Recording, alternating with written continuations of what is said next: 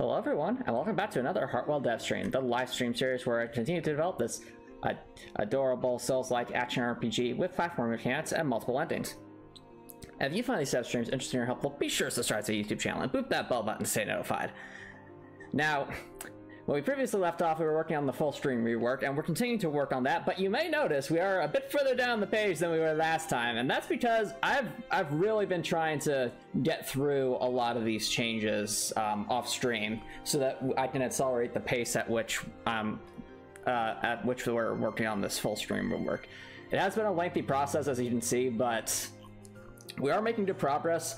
And I feel like if we keep pushing through, if we keep working our way down our list here, we'll be able to make good progress on the full stream rework and move more towards actual some of the other parts of the things that I want to patch into a future update in the Heartwell demo, in order to build that solid foundation from which we can build the rest of the game. And with that in mind, it is time to delve once again into our thousands upon thousands of lines in the event editor and make the changes that we know are necessary.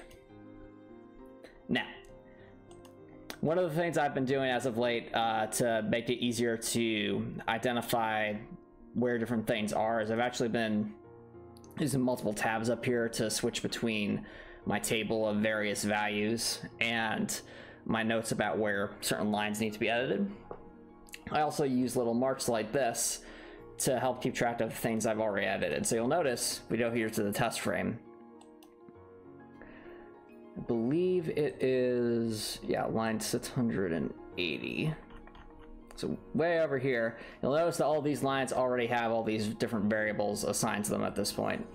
That is so that that's what we essentially want to do for the rest of the frames.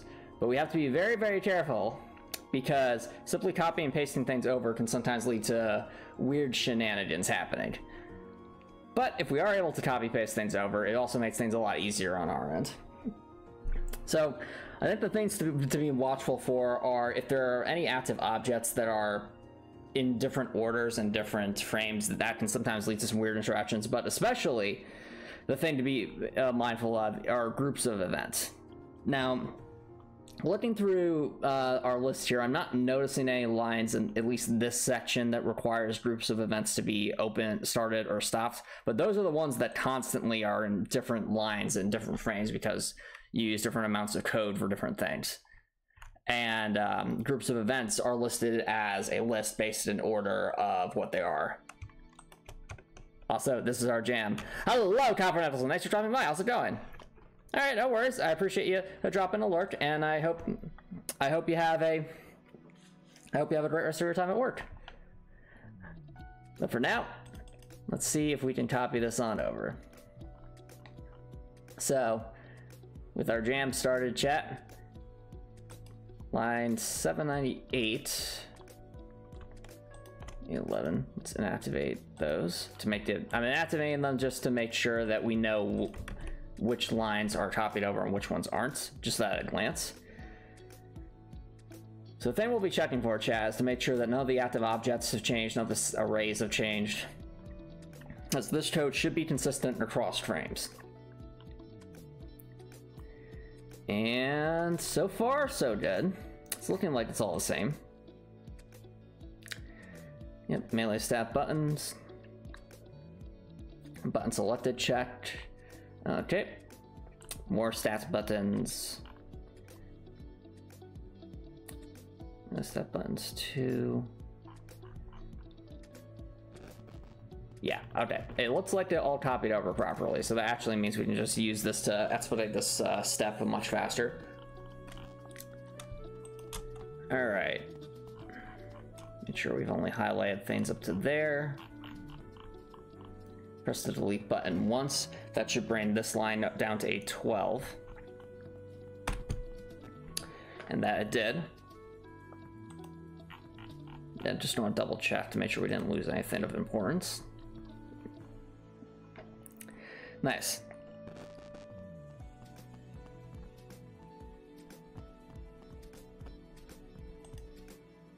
Alrighty. So with that all theorized there, we can move on to the lower well. I believe the lines of code we're interested in are 732 to 744. So right here at, well, not quite, 736 to 750.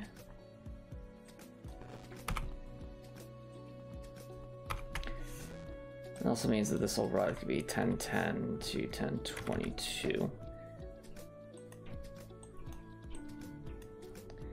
All right, so same as before, we inactivate these lines,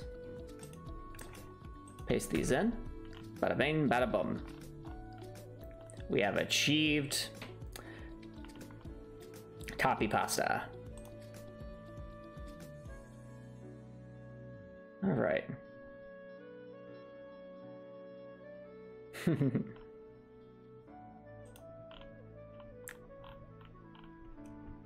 Now we'll remove all that.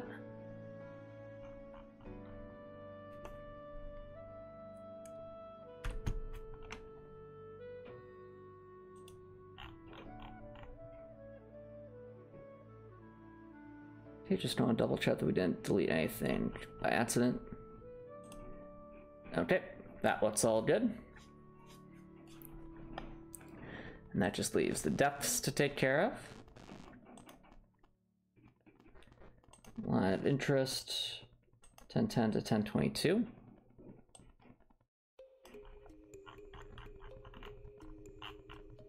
Nope, looks like I was right.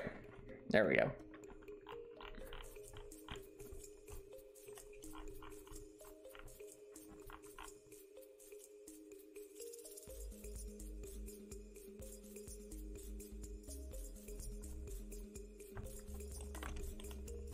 All right. For those who are just joining stream, first of all, welcome. We are in the midst of some more work on this. Hello, Quinn. Thanks for dropping by. How's it doing? How's it going? What am I doing today? Well, we're continuing the full stream rework, and right now we're on the melee weapon button selection checks. So, actually, right now, this is me copying over a bunch of checks that are all related to controlling when the melee stat buttons are highlighted for the various things on the melee stat page.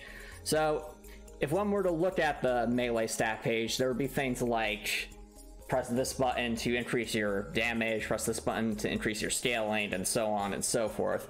These buttons are used to determine which button selected alterable value is assigned, as well as they help to show which button is highlighted when we hover the mouse over it. I believe there's some more code further on that we'll have to adjust anyway before it'll work 100% correctly. But for now, if I highlight all of that,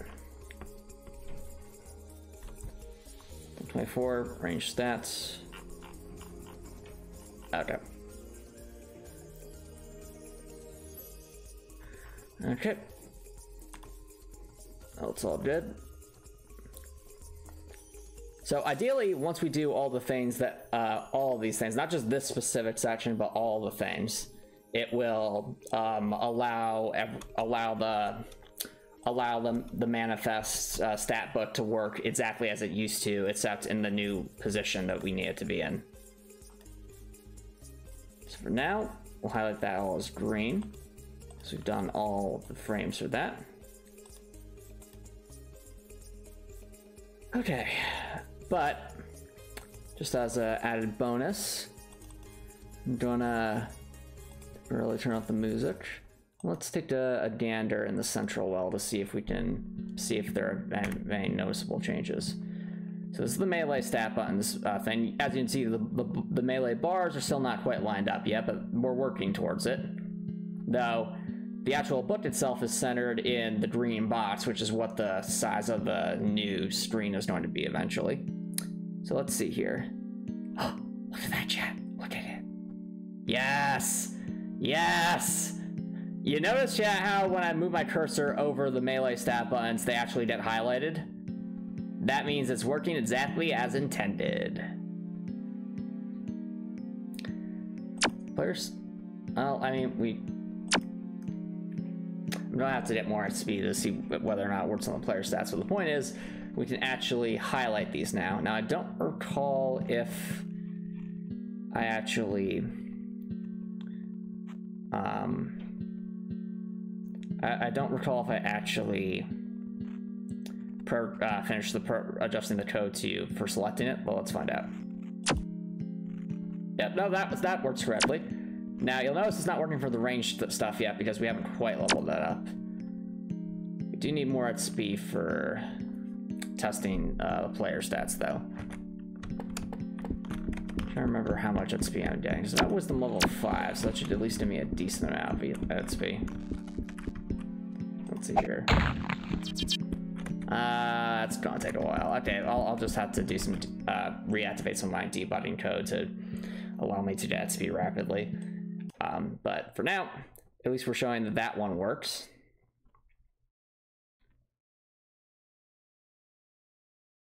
All right.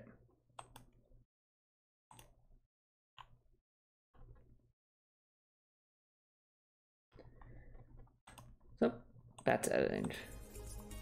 So line 814 to 827. There's some more lines to edit.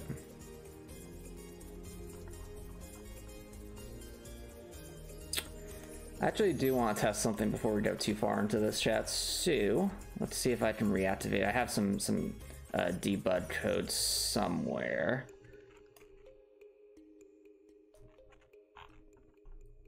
That should allow us to get like loads of XP.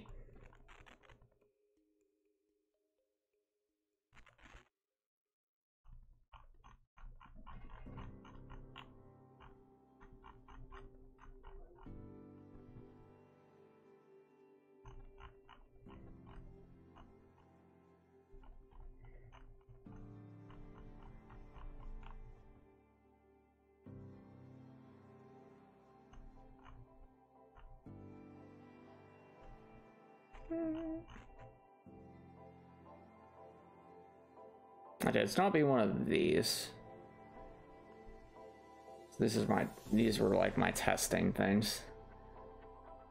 Okay, so that reset things.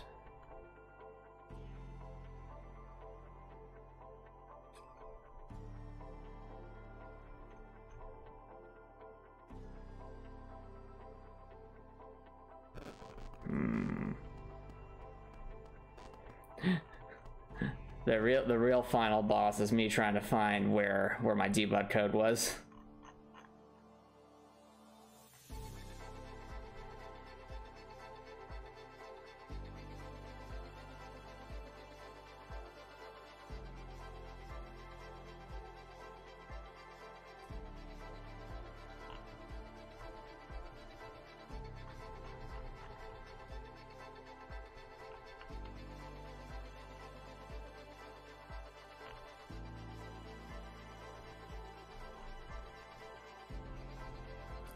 We'll find it eventually. So I'm looking for, chat, is an inactivated line of code that would essentially allow me to press a button to increase how much EXP I have.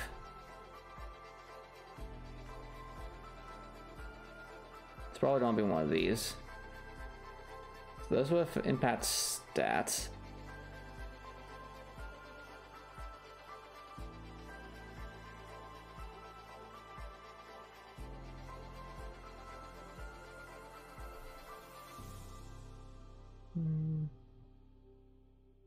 Here we are. This is the line.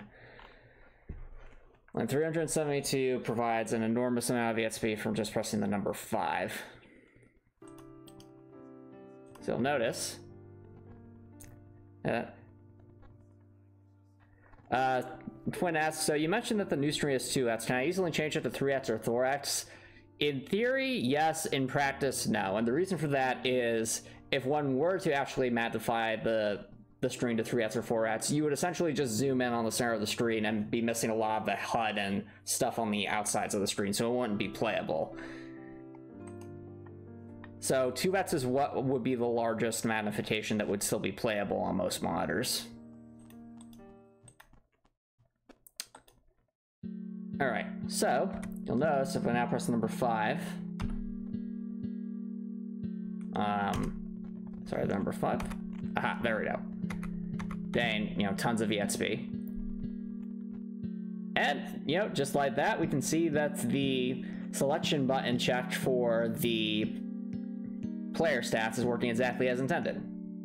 So when we move our cursor over it, it highlights things, and we can actually select stuff. So, chat, pick a stat. What stat are we leveling up for Dorothy tonight? We want to give Dorothy some more strength. We want to give her more dexterity. I mean, she has plenty of dexterity right now, but still.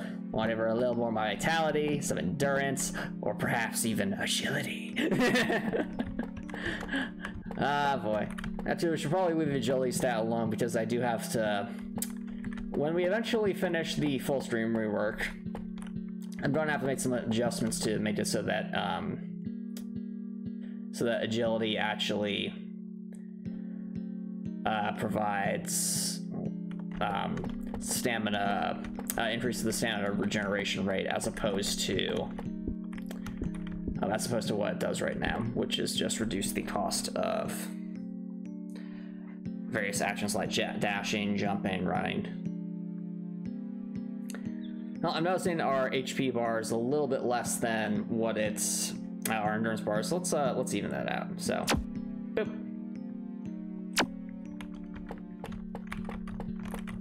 That's good. Okay. Now we inactivate that. Just to double check that no longer is giving us XP. If I press 5, you'll notice you might even be able to hear me tapping the 5 button. It's not actually increasing our ESP, which is good, because that was just for debugging.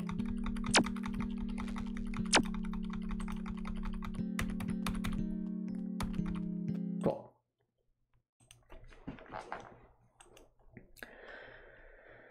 All right. And now, back to editing. So it says here we want to go to line 814.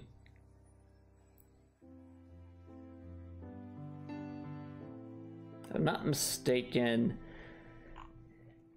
yep, that'll be for the ranged weapon button selected.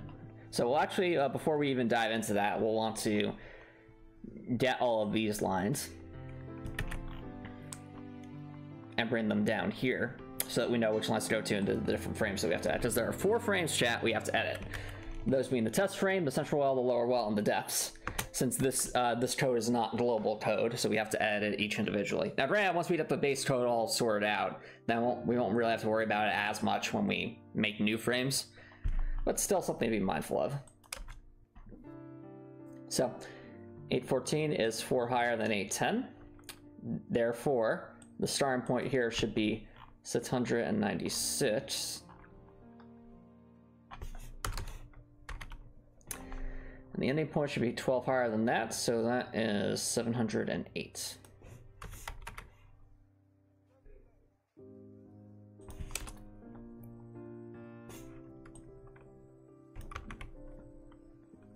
This right here is actually going to be, it's just what we had right there.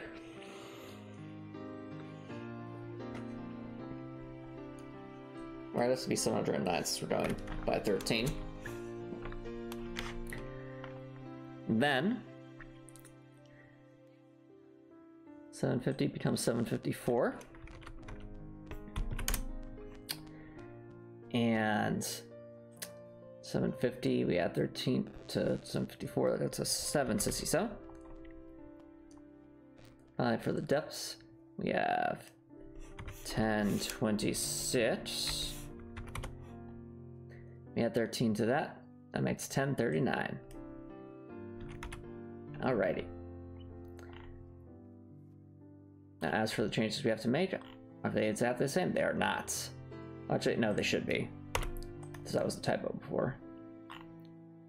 Yep, because it's the ranged weapon selection screen has the same like base foundation as the melee weapon selection screen.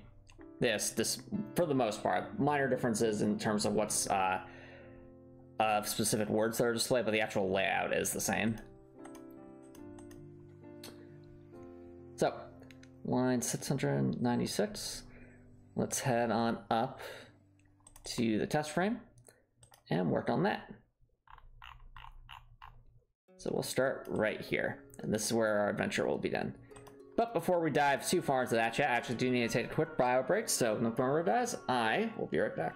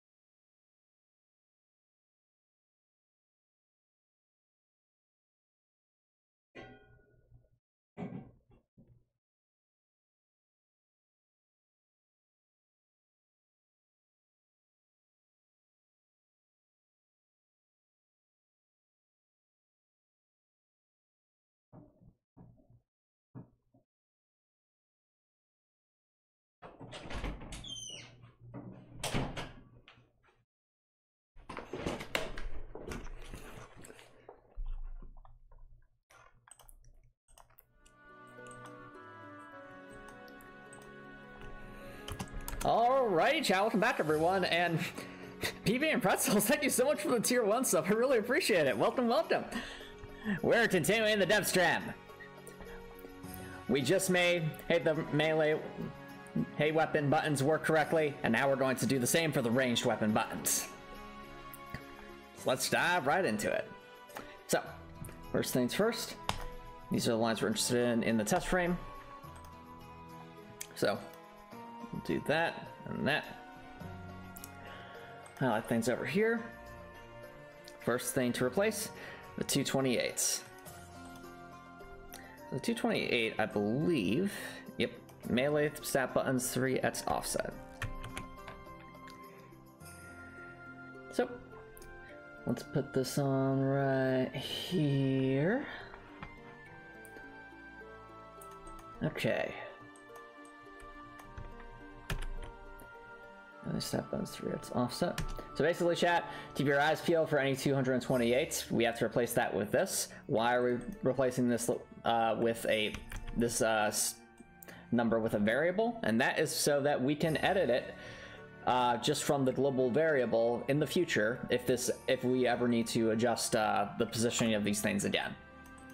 So essentially, chat, think of this as trying to make our lives a lot easier if we ever have to change something in the future. So instead of having to go through all this long drawn out process, we can just go to a specific variable and adjust a number and it will just apply for everything.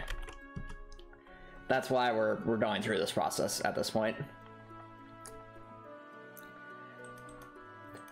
Yeah, obviously if I was developing Heartwell from scratch, knowing what I know now, I would have used global variables and all sorts of variables everywhere to make everything a lot easier. But you know, hindsight is 2020, as they say.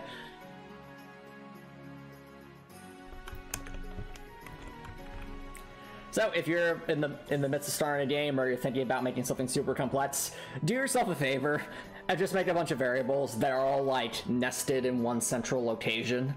That'll make your life so much easier, especially if you have to make any adjustments to UI, or actually, to be fair, with Heartwell, I already have centralized like the variables for like attack damage on various weapons and such.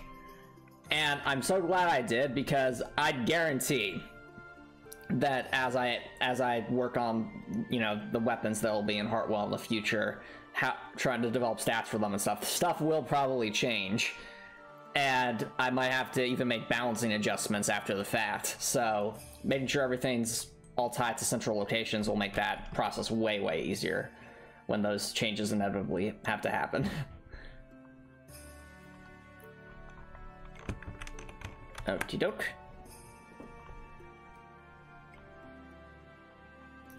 I believe that's all the 228s. Next up, the 128s. I believe if there is melee stat buttons 1y offset. Alrighty.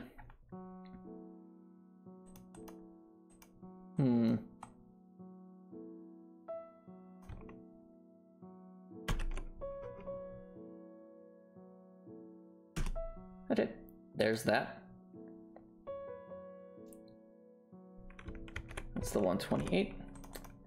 If it seems like I press undo a lot, chat, it's because I'm trying to make extra sure that I'm putting the correct variable where it needs to go, because if the wrong variable's in the wrong spot and I don't catch it, that's going to cause some, you know, that'll cause some major hiccups when people are playing the game and like, why isn't my cursor working correctly?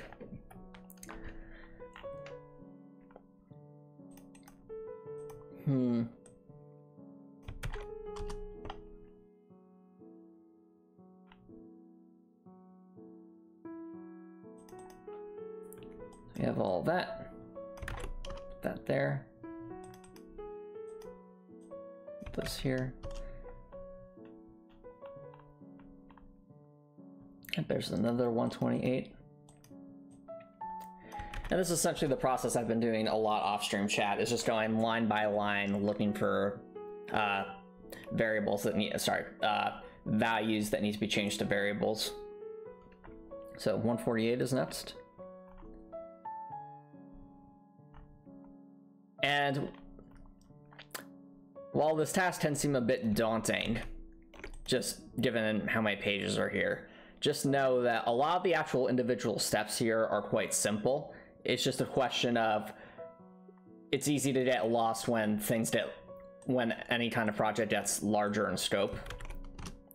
So if you're working on a game development project, or really any project for that matter, and you find yourself just feeling overwhelmed and thus doing nothing rather than making any tangible progress, if you find yourself in that situation, it's a good idea to take a step back, really try to think about things from the bigger picture. Like, what are you ultimately trying to achieve? And then breaking down how to achieve that into smaller goals that can then be broken down into even smaller goals until you eventually get to steps that are actually very tangible and very simple. Now, there may be a lot of those steps, but at least those steps will be actual actionable things you can do. And once you break it down to that level of detail, then I find it becomes a lot easier to actually do something, because you know that what you're doing is actually going to be moving you in the direction of where you want to go. It's a lot like going for a hike. If you have a destination in mind, but no idea how to get there, that can make the destination seem so far and impossible to reach. But if you break that down to several landmarks that are along the way that will get you in that general direction, and then break that down further into which trails will take you to those specific landmarks, then suddenly it becomes very doable.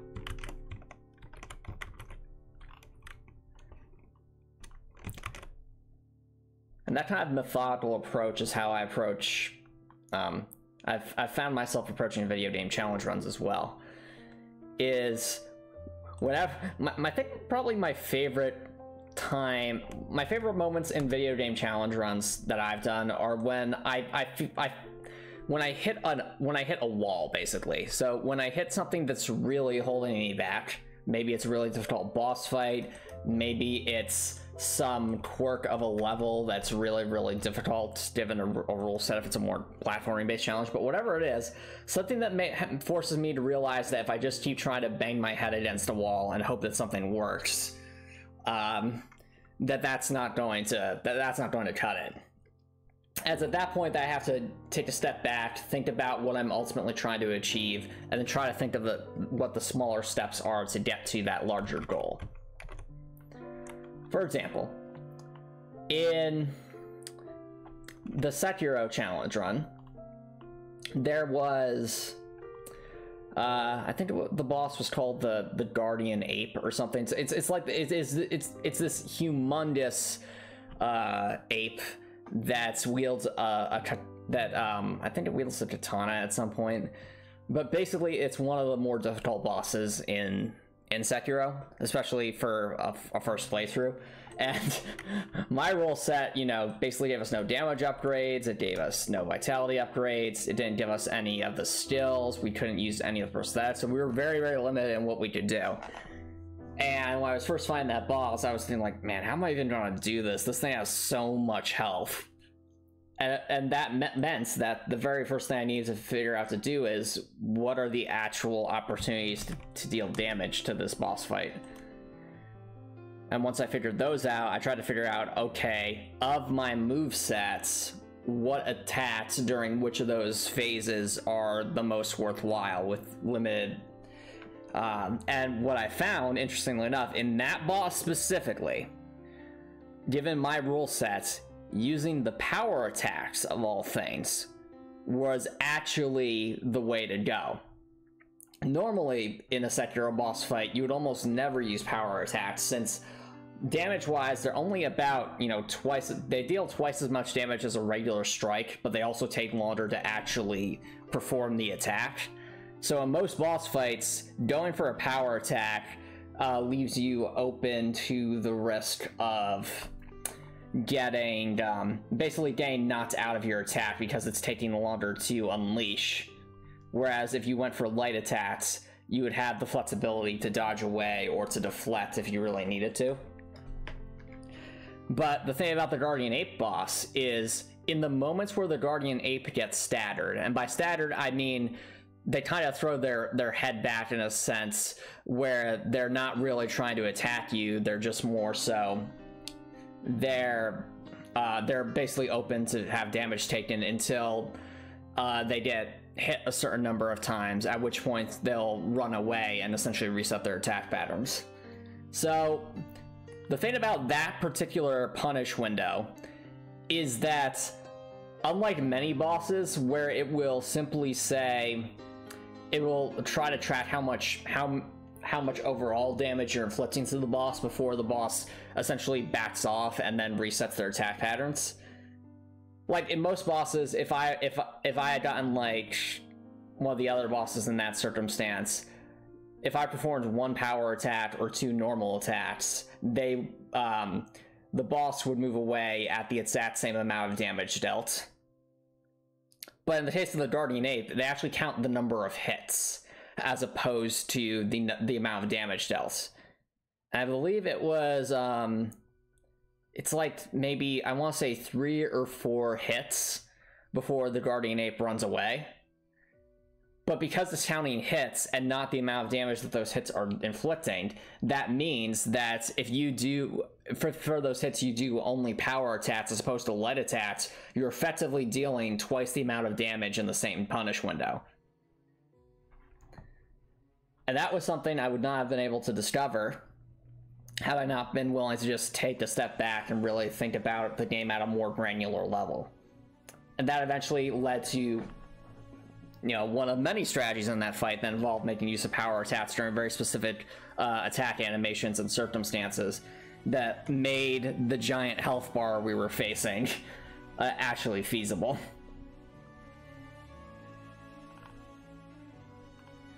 And then the second phase occurs, at which point it just becomes a giant, you know, case of running forward, getting in 1 attack where we can and running away, because the second phase is ridiculous. But we still managed to do it. Something that seemed insurmountable was surmounted. And that's where the satisfaction of challenge runs comes from. Speaking of which, and speaking of challenge runs, it feels really good to be playing Elden Ring again. Like, especially now that the DLC's out. I mean, for those of you who haven't seen the first DLC stream, it's on the YouTube channel. It was we had a fun time exploring the Belroot Tower settlements and fighting the Dancing Lion super boss, and discovering all sorts of shinies along the way. It's a really fun time. And interestingly enough, I feel like the DLC, because all the enemies have so much health, even with the status tree fragment upgrades, I actually found myself branching out from using the black bow way more than I ever did in the base game. I know that might sound ridiculous, but like, seriously, there were times where I would just legitimately pull out the Golem Great Bow to deal a lot of damage to opponents. Or even, there was one boss where I just decided, alright, I can stay super far away from this thing, I have enchanted a shot on it, so I'm just going to use the horn bow for once, and just snipe this thing from afar with enchanted shot, because, fun fact, the DLC has a talisman that passively regenerates FP, so it actually made using something like enchanted shot viable for that circumstance, despite the FP cost.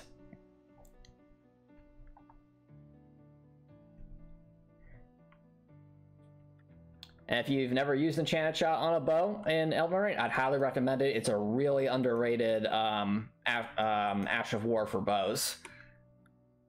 I just personally don't use it because, most of the time, because I'm usually using the black bow, and I don't think you can change the Ash of War on the black bow.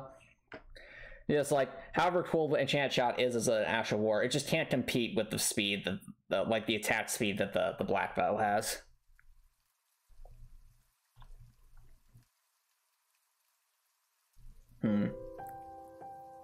But that's just my 2 cents on some of the things I've learned about using bows in Elden Ring. I mean, we also found a talisman in the most recent stream that actually seems tailor-made for a bow build. It's a talisman that literally combines the effects of the Arrow Sting and Arrow's reach talismans, so it both increases bow damage and increases bow range. And unlike many other talismans in the game, you can actually stack it with the other talismans that perform the same effect. So that Arrow Stings talisman I mentioned that increases bow damage can actually be equipped on the same character that also has this Arrow's Soaring Reach talisman equipped. So effectively, it has just replaced my Arrow's Reach talisman with the Arrow's Soaring Reach, and that's going to increase our bow damage quite noticeably. Due to the power of multiplicative stacking.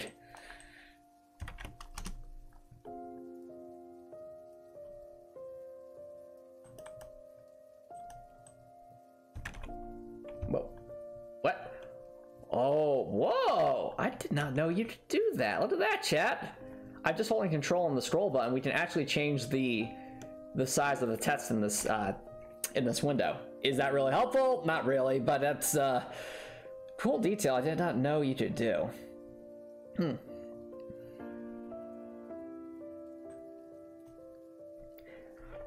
Despite using software like Fusion 2.5 for years, I'm still learning new things about it.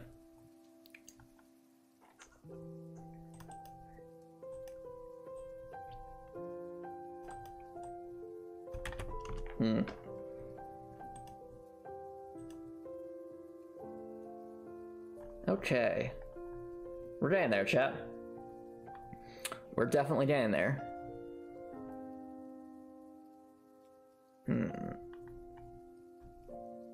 272. 272. There it is. Melee stat buttons 4x offset. Is anyone else in chat been playing the Elden Ring DLC? Because it's been a real blast so far. I remember that when it first came out, I decided to play the DLC with my bow-only character, but I specifically avoided the legacy dungeons because I want to save those for the streams. And you'd be surprised just how far you can get in the Scatter Tree Fragment ranks without actually doing anything in the legacy dungeons. Like, I think I reached level 10 or 11 just by navigating the map and defeating some of the smaller dungeons, but none of the legacy dungeons.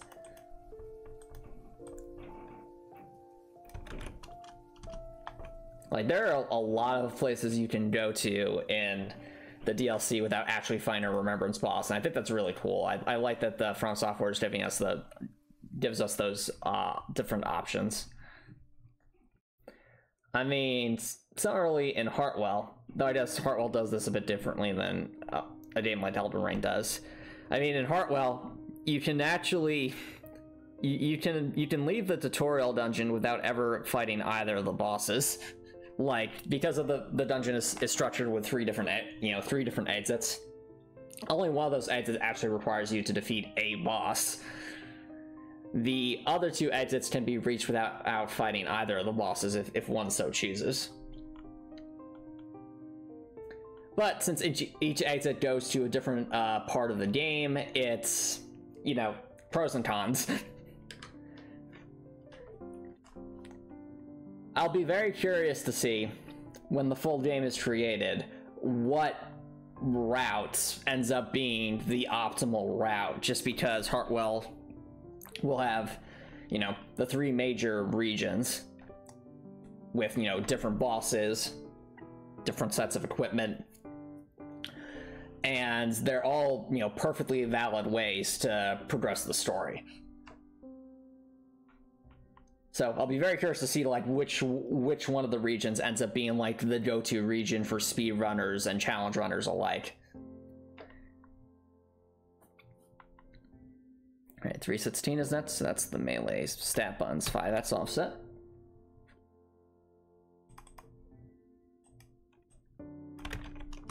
I mean, even for a speed run of the demo, I wonder what the optimal exit would be just for the demo.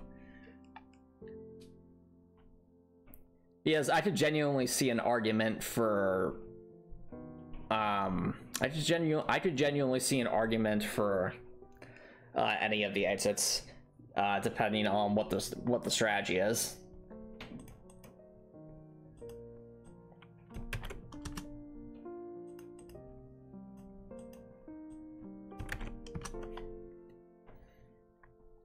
make sure I got that right.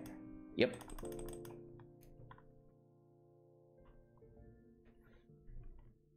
Alrighty. Continue to make progress.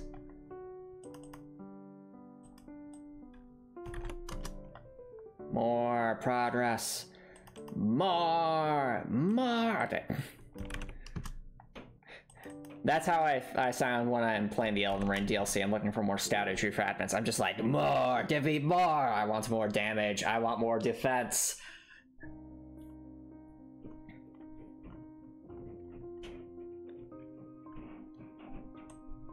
Okay. Grab that. Let's take a look.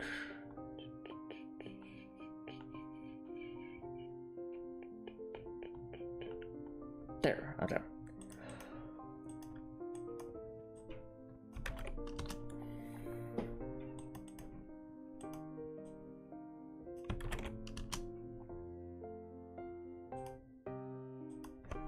Okie doke. And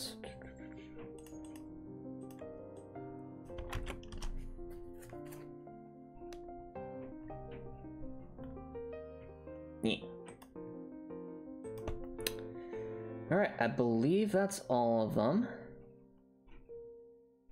Of course, the only way to know for sure is to conduct the test. So, without further ado, let's conduct the test.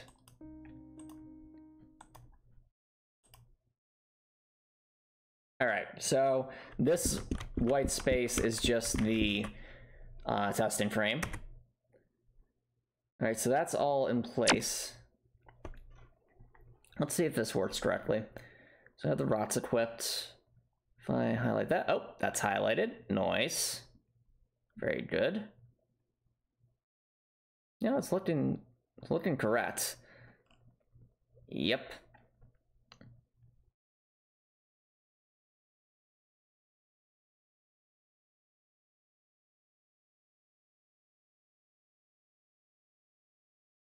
All right, so let's see if we can actually upgrade a stat. Let's go with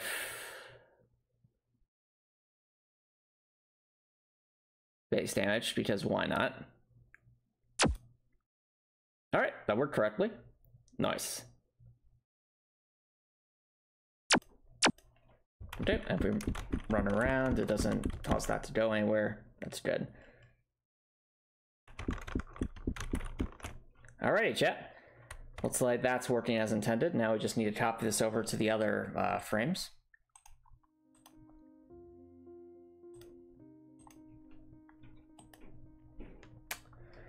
Okay. Where were we?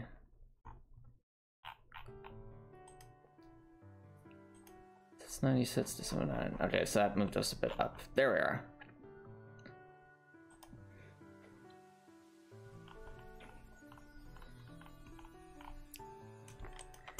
So chat, if you've ever played an RPG, any RPG and wondered just how complicated leveling up is, bear in mind, all of this is just for the ability to select a button. It doesn't even account for the actual stat, just selecting a button on a menu for leveling up. That's all this code is, just the act of selecting the button. The actual affecting of stats and stuff and saving all that happens in other lines of code, but these are lines of codes for selecting a button, for selecting some buttons.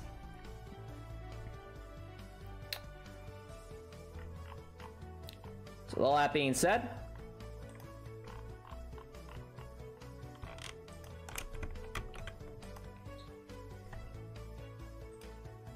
let's head on over to Central Well and plug that on in.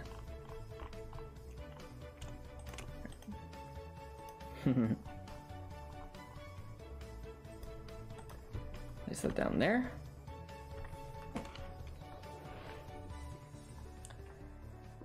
All right.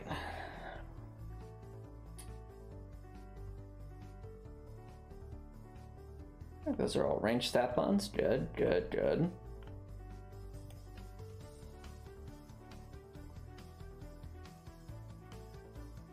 More range stat buttons. I like it. I like it. Then we grab all that. That line should become 828. And that does. Just to make sure we didn't accidentally delete something. Yeah.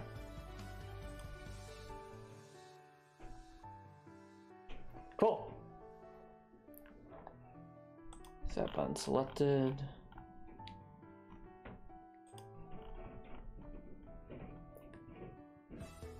All right, that's that, as they say. Now on to the lower well. This should be line 754. Well, close enough.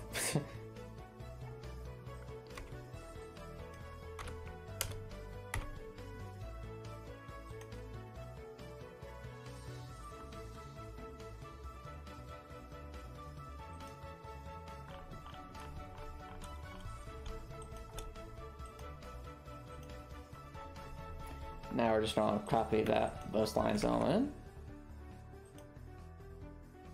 Okay.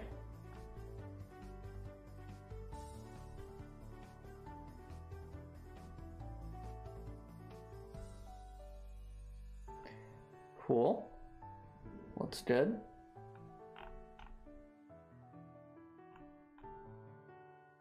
All looks good.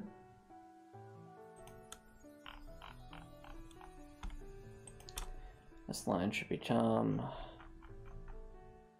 766. Yep, and stat button selected should still be a group of events. Yep.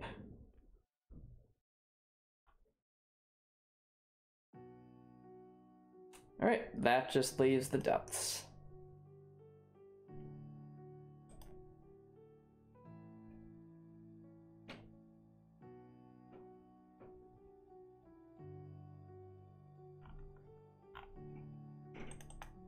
All right, it's the ranged button selection page we go.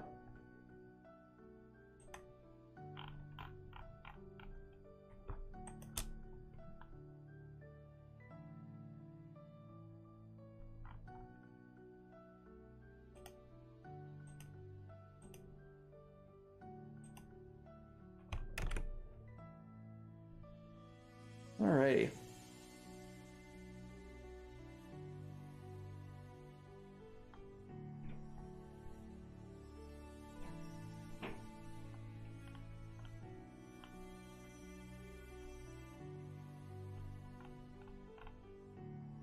That's good.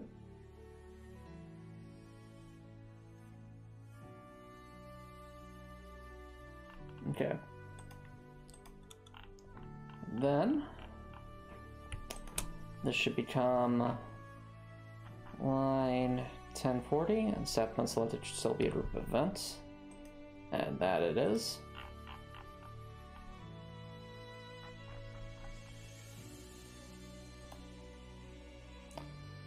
All right,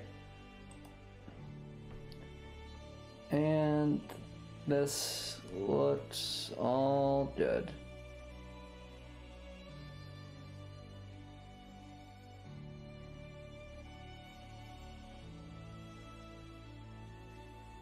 Okey-doke. That's a quick check. Let's go to the central well. Take a quick test. Alright, that's highlighting correctly.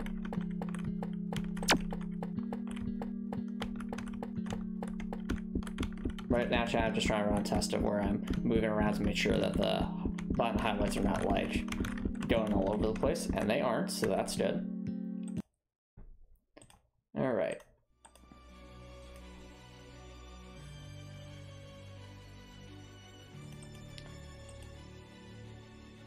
So with that test, we can confidently say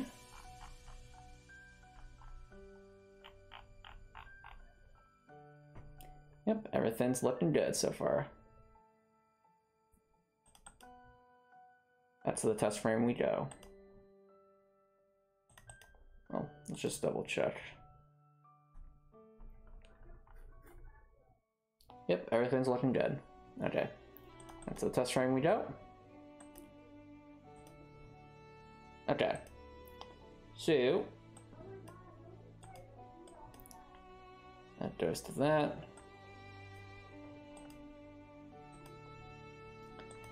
I believe this needs to actually be moved down a bit. So I'm actually going to move this way down here since we're focusing on the manifest itself right now.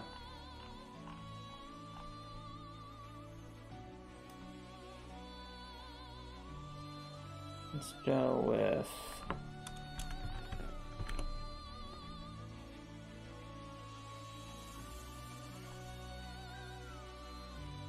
Okay, now where were we? Aha, here. Okay. That's been taken care of.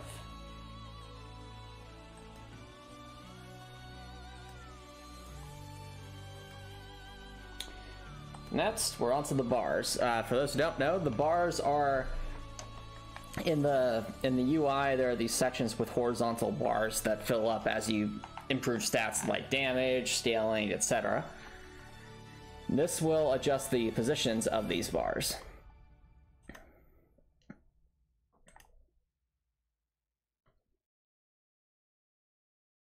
In line 2. Yeah, actually line 2. I think this will be line 2 for everything because line 2 is just so fundamental to everything. Yep. Here it is.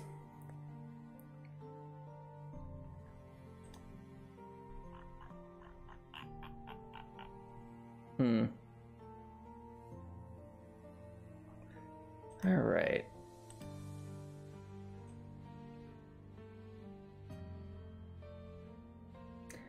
First, where'd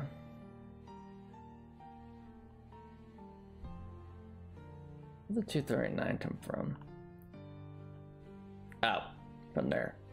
Because we're focusing on the bars right now, not other text positions. Okay. Do we have a 239? We might.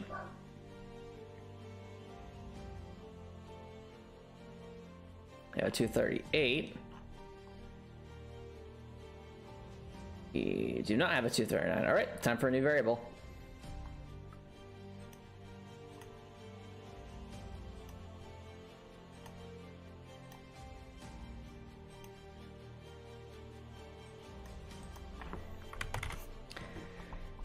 So this table chat keeps track of global variables. Global variables are, sorry, not global variables, global values. Global values are variables that are always applied for every frame.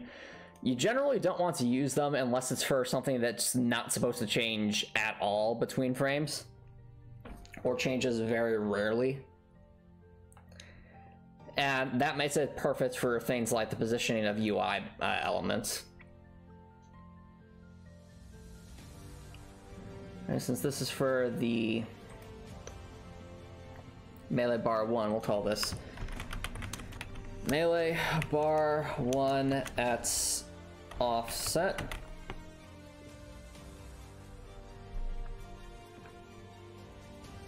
I don't think we've used yet. Nope, okay, it's unique name. So this one's just going to be that minus 80. So that's a 159.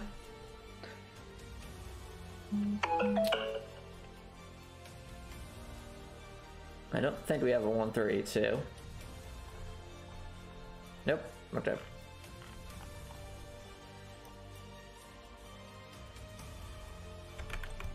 This will be the melee bar 1 Y offset.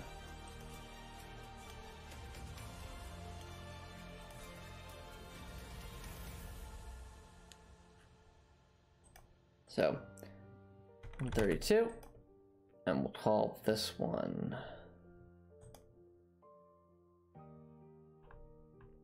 87.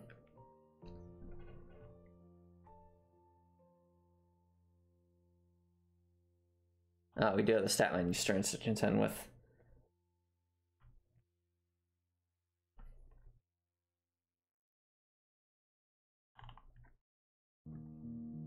All right.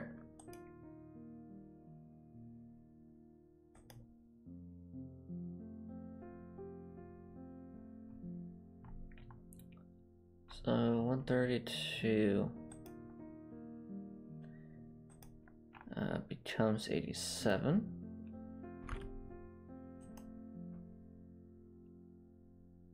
All right, 239's up next. We might have that. Not quite. Okay.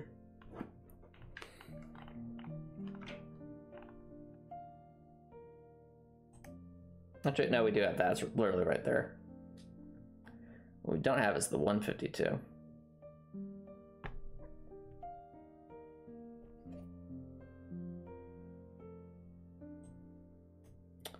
Well, to be consistent,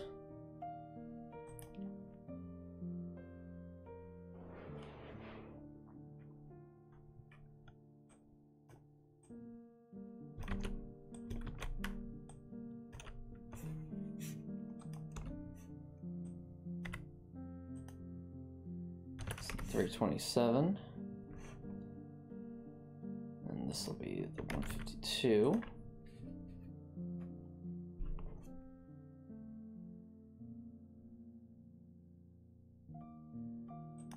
Three 27 becomes 247,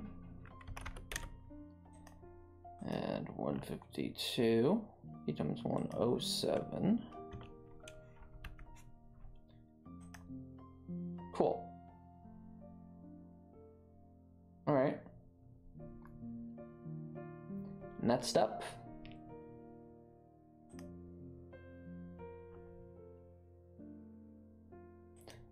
probably mark these so that we don't lose track of them.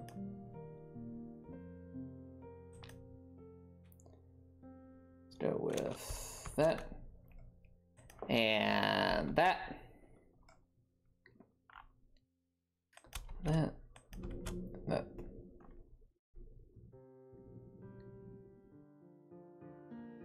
Okay, 243.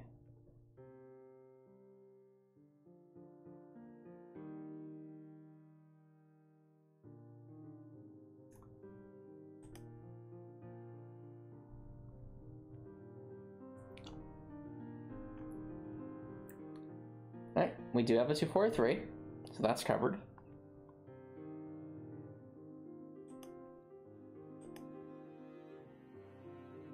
I think we also have a 423. Let's take a look. That we do.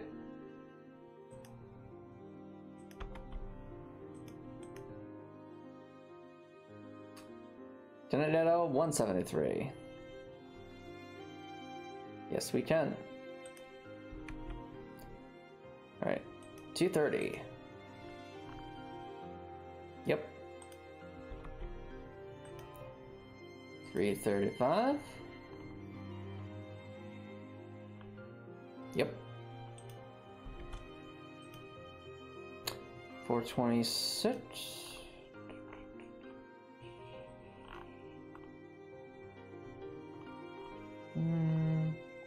No, actually. No 426. Okay. Well, guess we're going to rectify that then. What's 426 for? FX help bot string. Okay.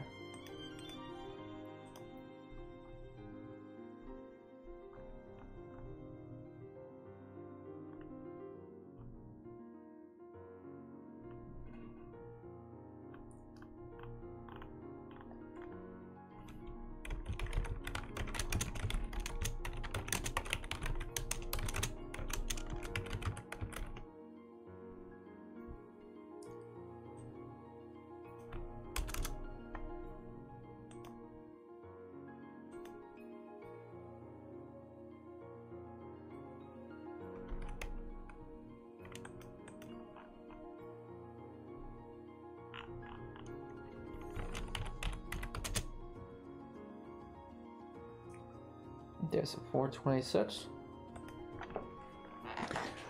That becomes 346.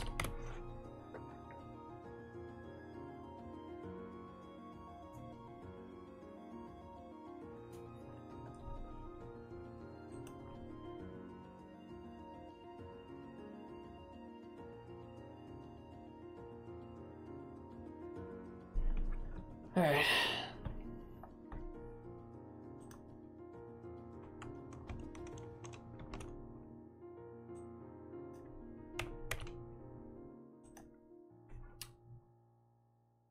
Next.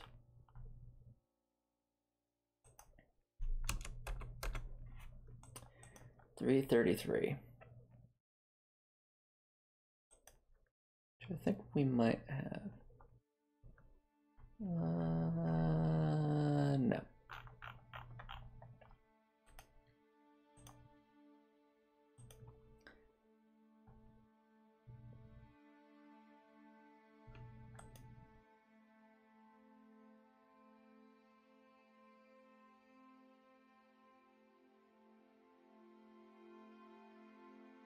Alright, so manifest.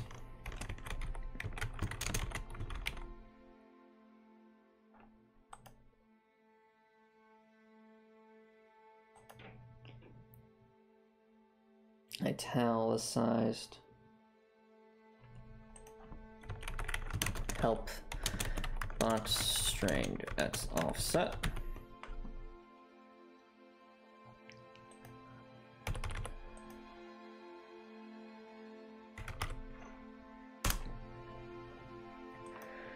All right, next up. We have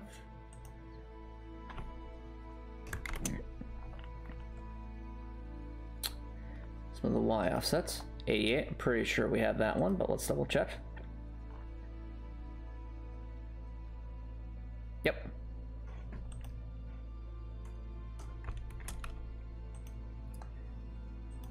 T28.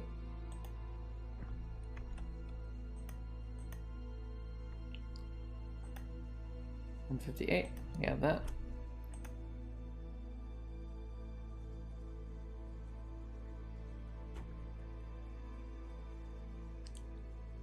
That's what are these? What's the 19 for?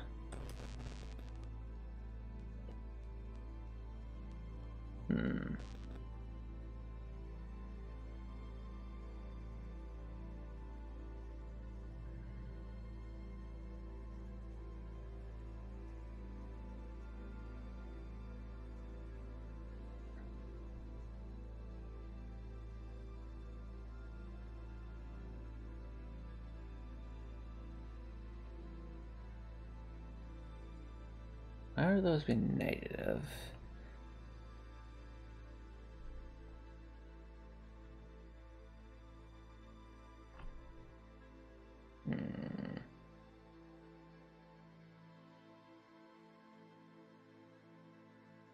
Maybe try that as well. Have to make a note about those ones.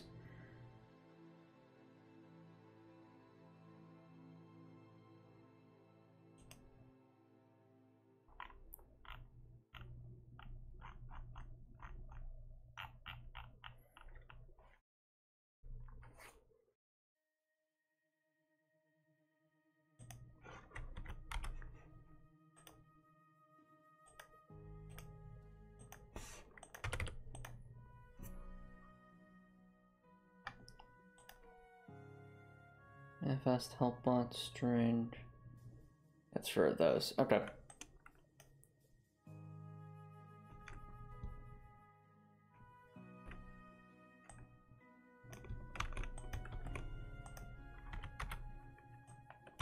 Let's organize something like this to make more sense in the editor.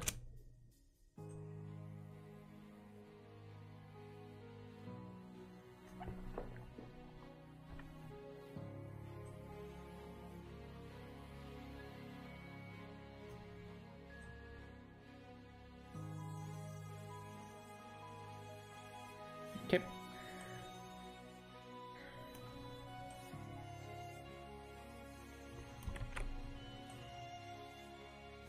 Cool.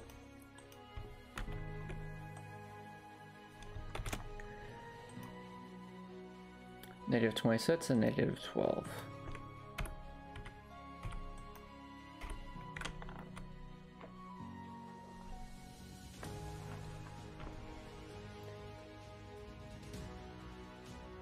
Okay. Covers that and that. Alright, that's 313 and 299.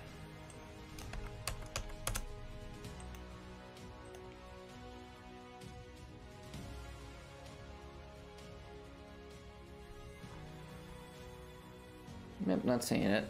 So we'll have to add 2 more values. Wonder what these ones are for.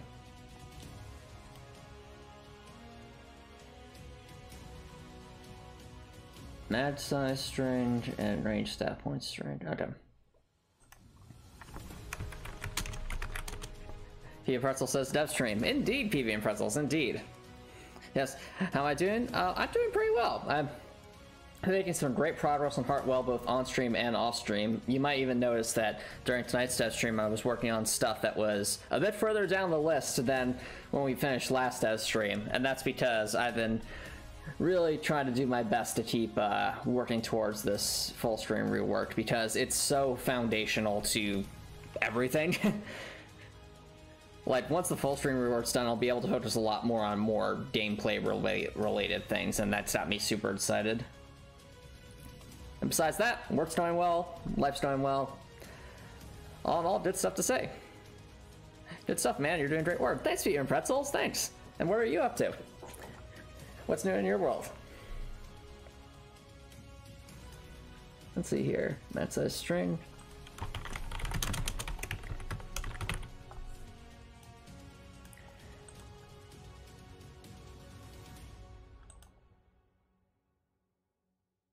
Alrighty. So 313. The other one I think was the range stat string. Yeah, range stat point string. There we are. Usual stuff, working a lot well as well. All right, that's good to hear. Playing a fun games recently. As I mentioned earlier on stream, I've been having a lot of fun with the Elden Ring DLC, especially on for the challenge run stream. It's amazing just how much From Software has, how much content From Software has put into the DLC. It genuinely feels like almost like another 50% of a Elden Ring game. Like, it's that there's that much content in it. There's so much to do.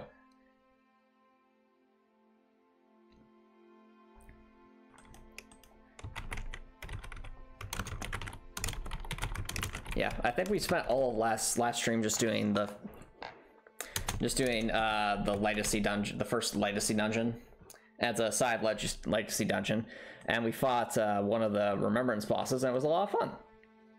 We also found some good shinies, and that's always fun. Because let's face it, we all play the RPGs because we want to collect all the shinies. Yeah, I haven't been doing too much gaming lately, but you might have to sit back. Oh, fair enough. What have you been doing outside of work, PB and Pretzels? $2.99. All right, there we go. That becomes $2.33 and $2.19. Okie doke. So we have all that. Cool.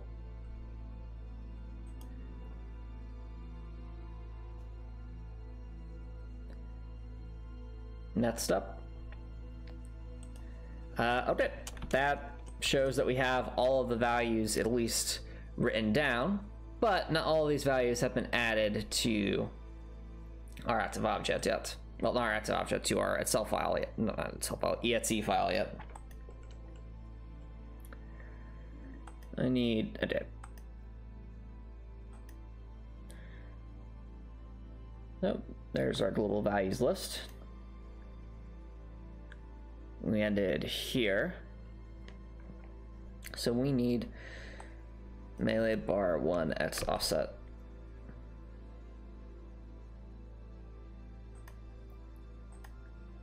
One, 2, 3, 4, 5, 6, 7, 8, 9, 10. 1, 2, 3, 4, 5, 6, 7, 8. 9, 10. All right.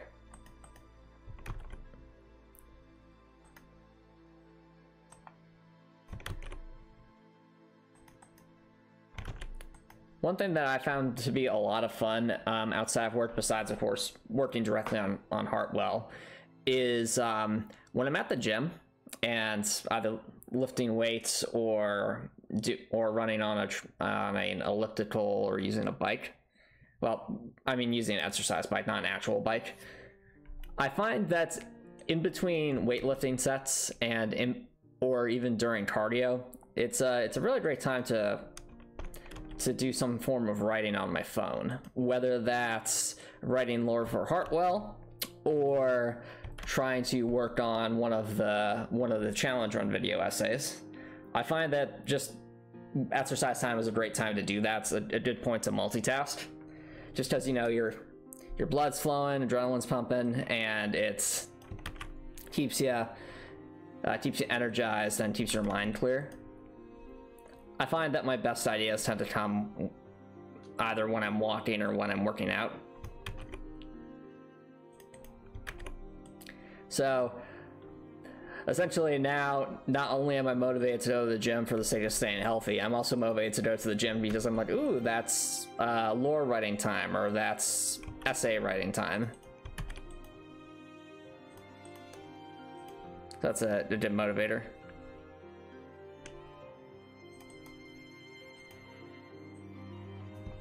Next we have the match size, strain offset, and that one.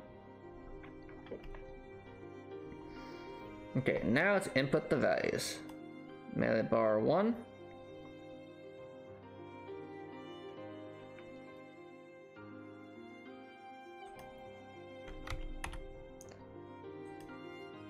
Nine. 87. Oh, no. Okay. 247. No. 107. 346.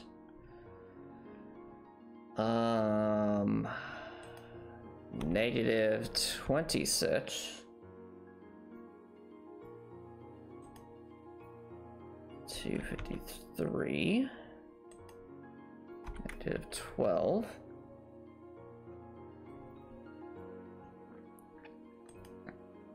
833. 219. Cool.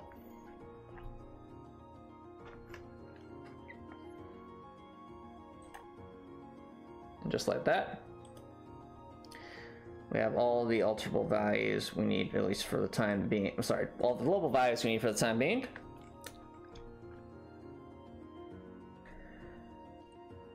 Which means now we're ready to actually edit stuff.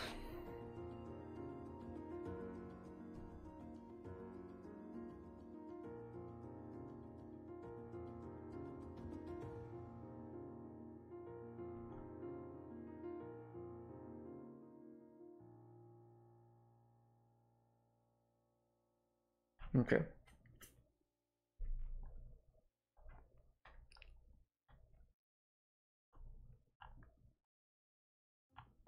Category 3 should be here somewhere.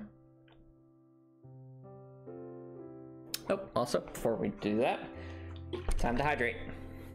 Hydration is important.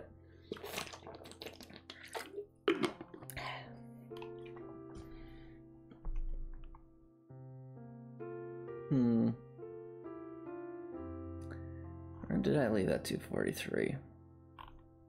Nope, there it is. Zap menu strain offset, that's 4.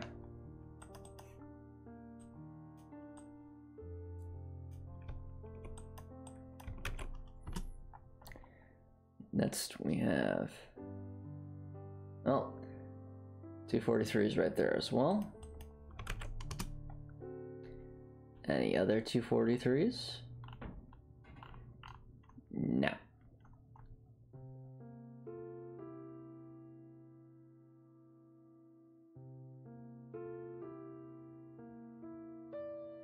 Okay.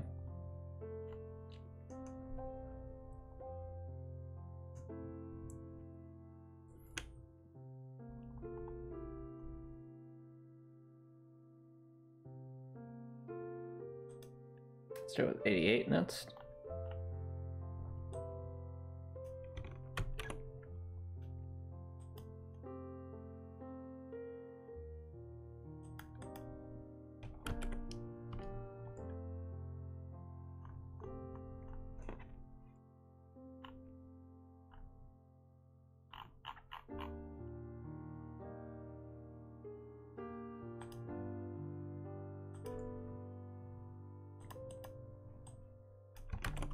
Yep.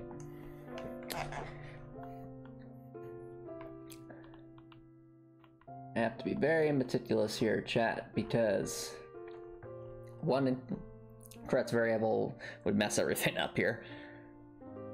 It would be very hard to tell what is wrong.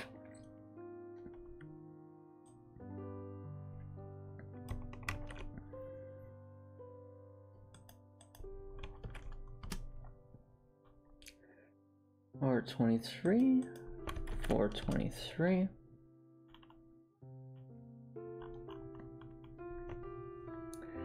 That's this 173.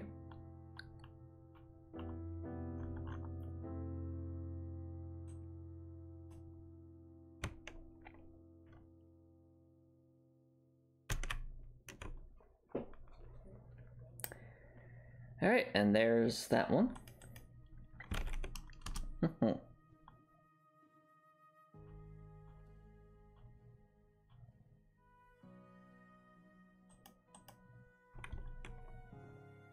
Place that right there. Next we have the 228. I believe it's, yep, there it is.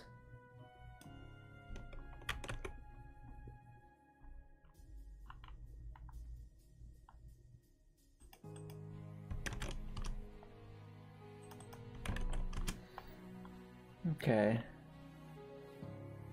Any others? Yes, right there.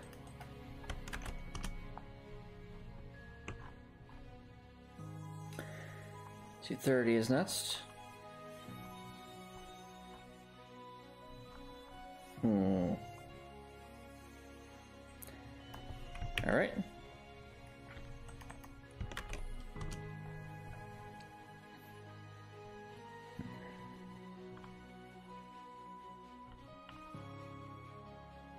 Yeah, I think that was the only one. 158 is next.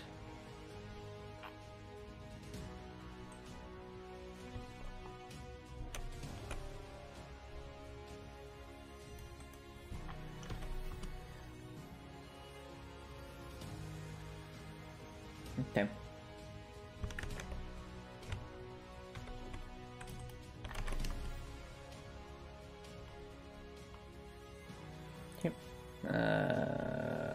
Right here.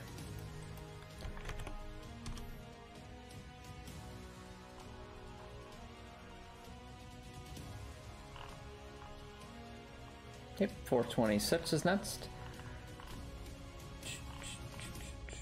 There it is.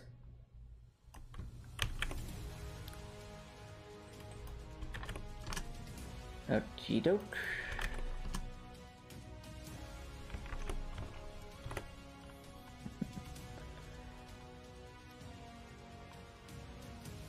Good progress, good progress.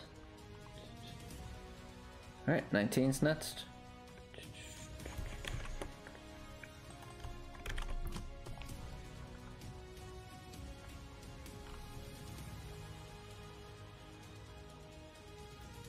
That was the only one. 333 is next. Yep.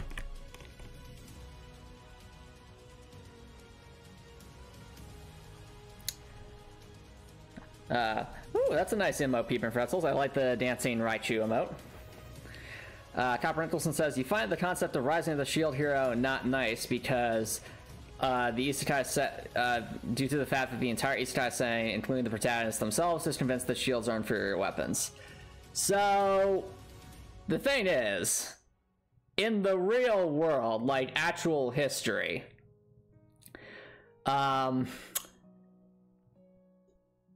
like especially in the times when shields were actually used a lot, shields were often considered more valuable than the weapons they were paired with. Like, if let's just say you have some knight that serves under some king, and if they were to lose one item that they were carrying, the sword or the shield, do you know which would get them a harsher punishment? It would be losing the shield. And do you know why that is? Any guesses, chat?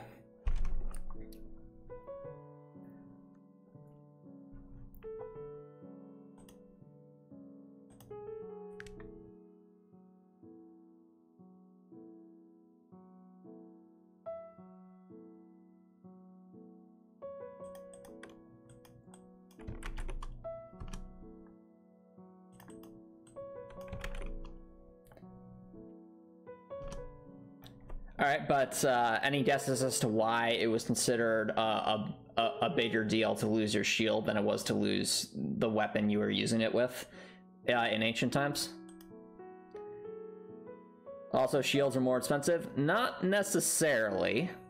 Depends on the type of shield and the type of weapon it's paired with. Any other guesses?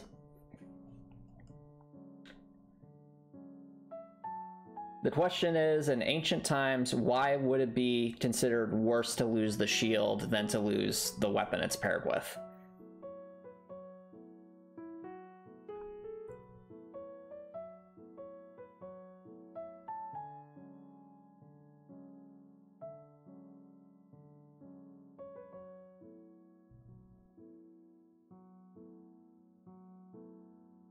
Shields can be used for attack and defense. Not quite Copper Nicholson. They carry the coat of arms. Also not quite Copper Nicholson. These are all good guesses, but it's not the main point. PP and Pretzels and Quinn, you guys have any thoughts?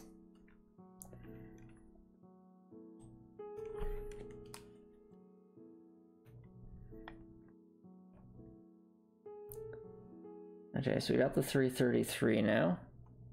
Next up is 33.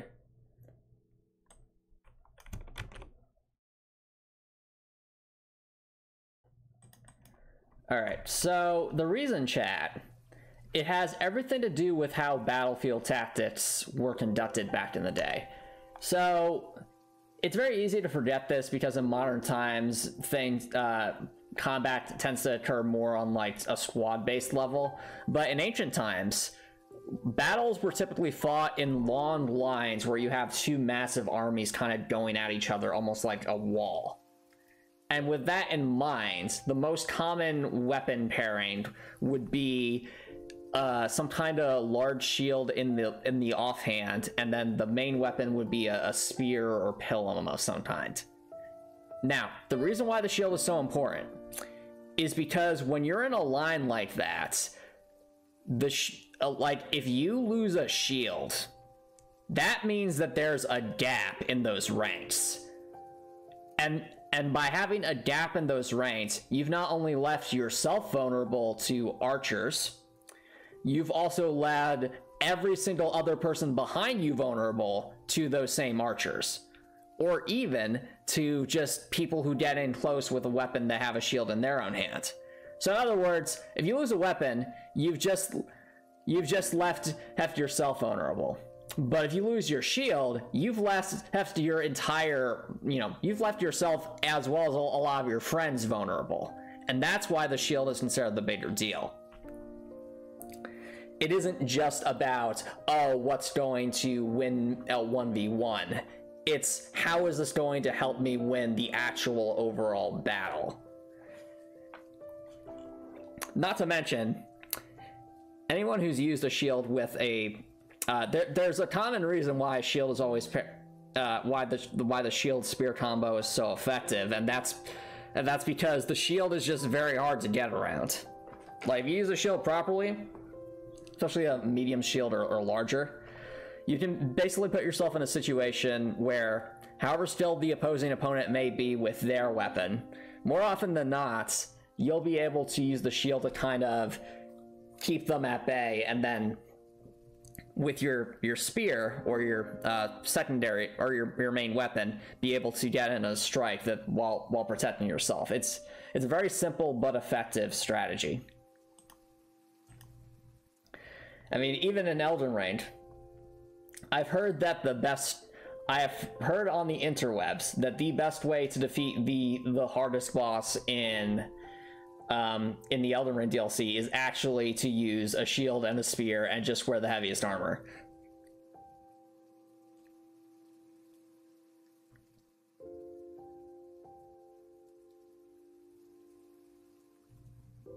All right, next up, this one.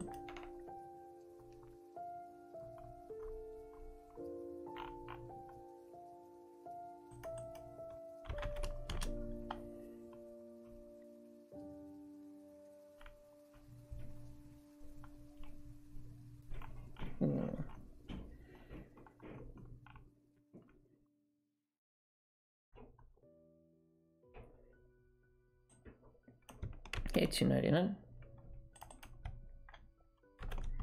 So yeah, hopefully that was a little history lesson for you, chat.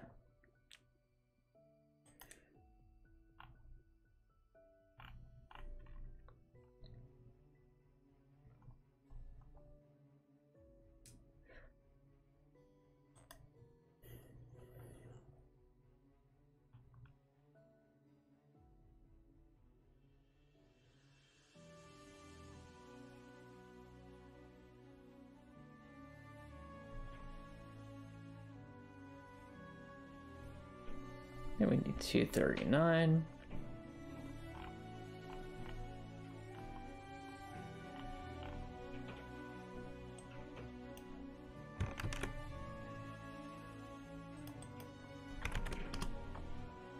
Okay.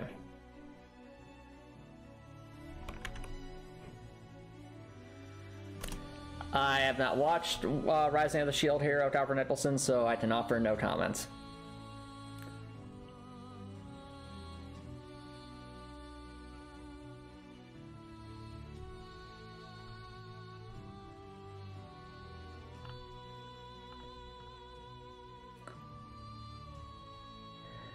So if we want to talk about like common misconceptions about medieval times, I think one of the most common is that the sword is a primary weapon.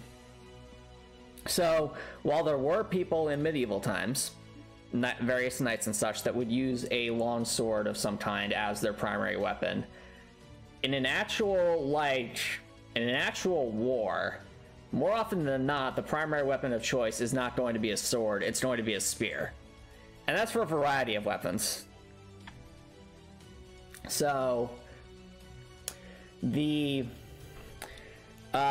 first off, pound for pound, like, a spear is a much cheaper weapon to make than a sword is, and that's simply because the sword has a lot more metal in it.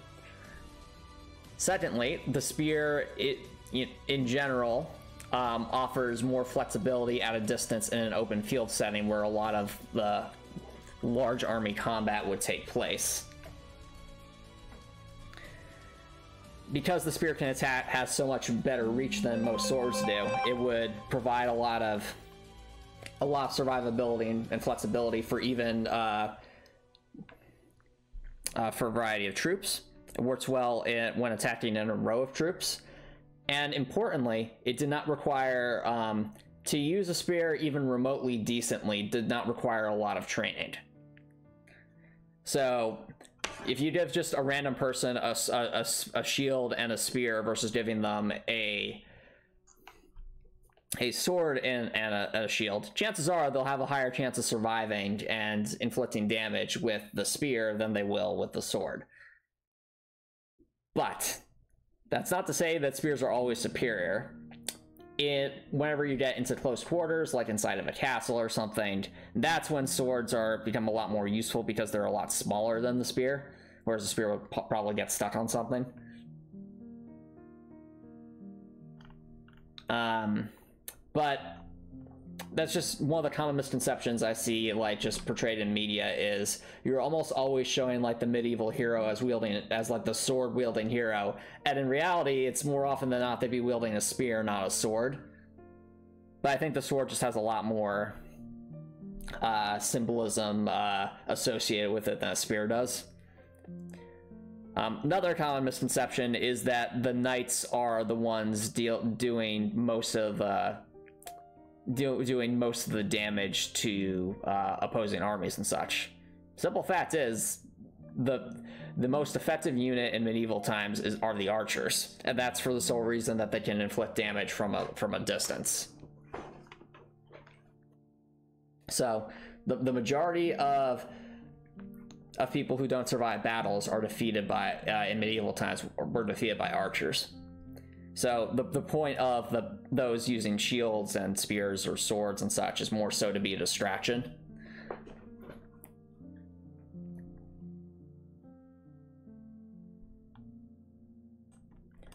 But as before, while there are some heroes that wield bows, I think more often than not the idea of the hero wielding the sword is a lot more common.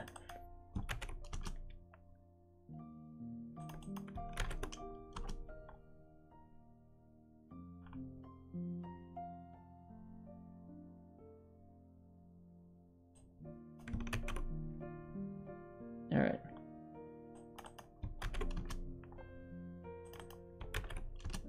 Topper Nicholson asks, what kind of combat would I describe Captain America as? My response is Marvel.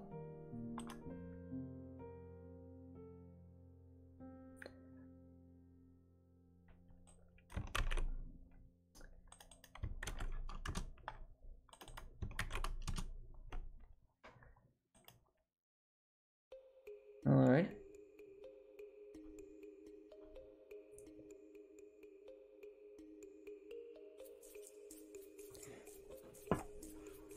My response would be the same, Marvel. Captain America is Spider-Man wielding a shield. In terms of strikes and such. And that's not a dig at Spider-Man either. I think the acrobatic combat of Spider-Man is really, really cool.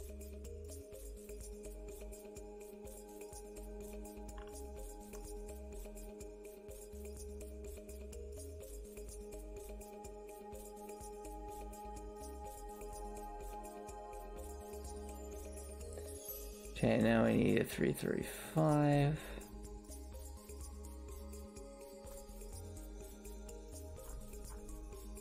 There it is. Okay. Now, that may have taken a while, chat, but we have finally, on one of the frames, adjusted all those values, so there were a lot of them.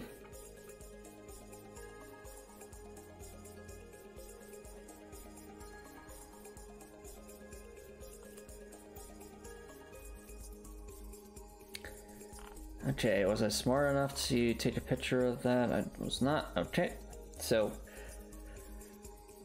I'm gonna have to test this one out.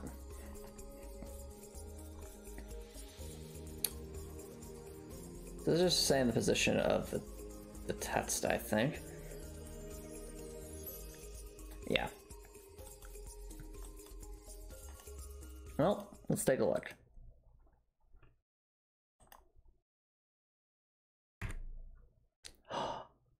Ooh, chat, look! Look. Everything's where it should be. Well, I mean, not the actual zones. Like, the zones still need updated. But the actual, like, the numbers, they're where they should be. And the bars are where they should be. Look at that, chat. Hey. Look at this. Look at that. It's glorious.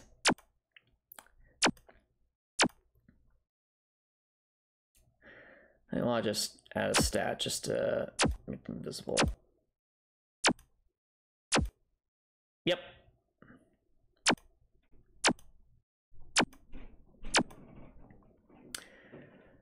I'm so glad everything's where it should be. Now, we still have to define the actual zones for things, but that'll come with time.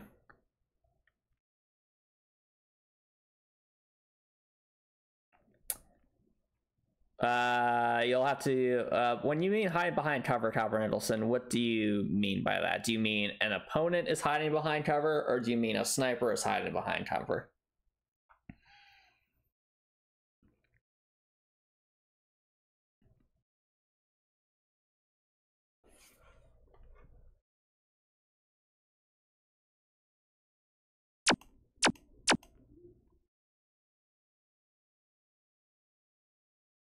So I just the best way I can say is, like, give me an example of what you would consider to be a situation where hiding behind cover renders the sniper unviable, and whether or not that needs adjustments.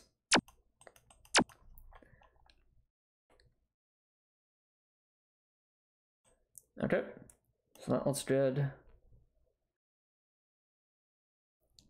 Compare that to the central well. Yep, the bars are off center, of course.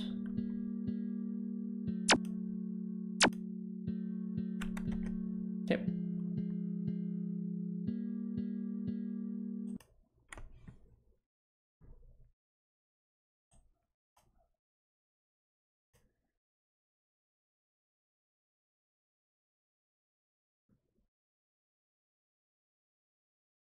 Okay. Real question. Can I copy over to line 2? 2 other frames. My first guess is probably not, because it is. It is quite the, has quite a lot of things going on with it.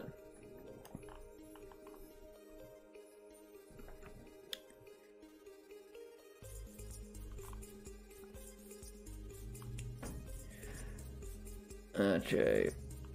So that group of events worries me. Everything else, though, looks like it could potentially work.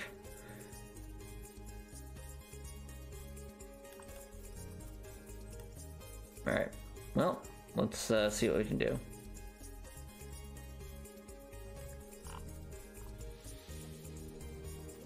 Oh, that's the opening cutscene. Whoopsie daisy.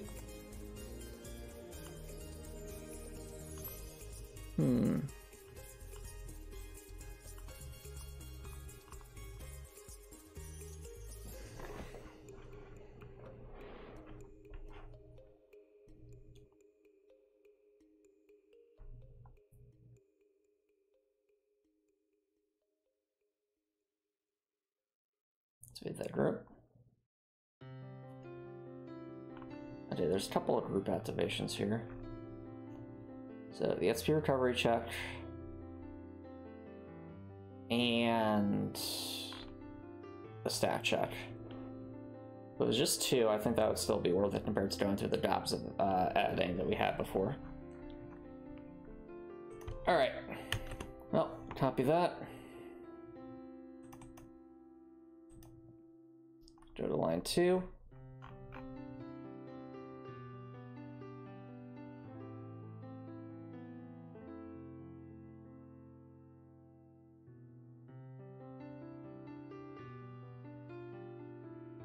Alright. Activate that. Okay. That's still stat check. And that's display touch chats. Are those the ones we need? No. Copy that.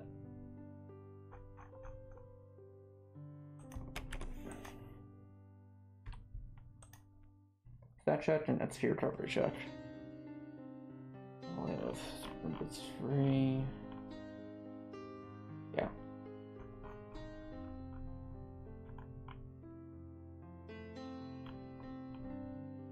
Oh. And the audio chats are different. A lot of these don't exist. Oh boy. Well, I think we're in...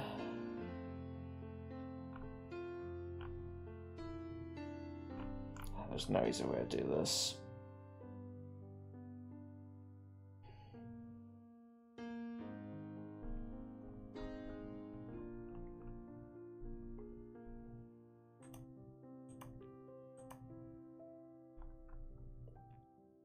All right.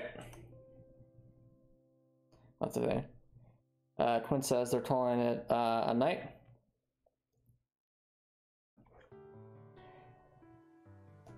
All right, and thanks for so much for dropping by, Quinn. I really appreciate it. I hope you have a good rest of your night.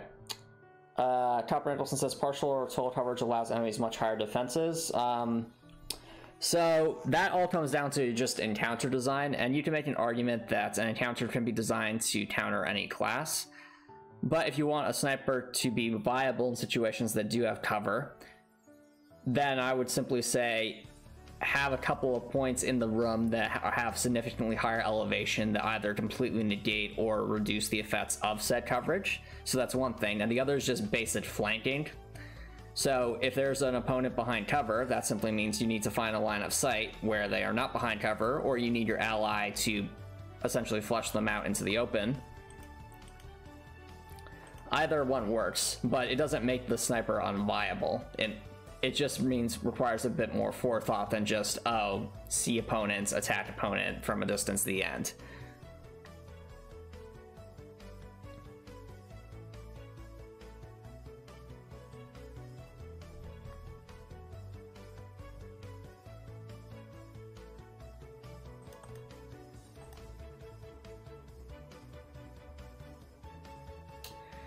Alright, looks like we're gonna have to be in this for the long haul, chat. This one's gonna take a while.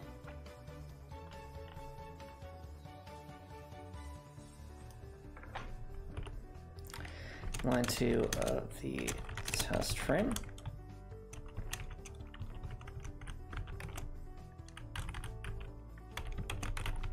Well, lower, well.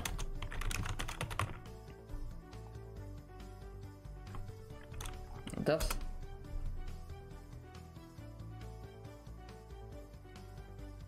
Well, that's my point, though, Copper Nicholson. My point is the encounter design in this case should not be impacting the subclass. Like saying, like, oh, the existence of cover means I need some feat to counteract that. No, you don't. You just need to make use of the map that you happen to find yourself in.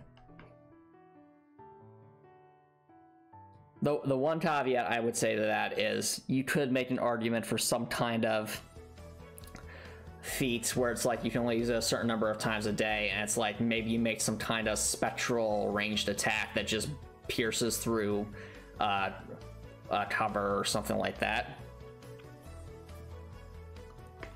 Well, that's always an option. You could also make an argument for some weapons that are you can only attack maybe once every other turn or once every like 3 turns, but they just obliterate cover, like kind of an anti-material rifle kind of thing. So there's definitely ways to design other aspects of the game around it.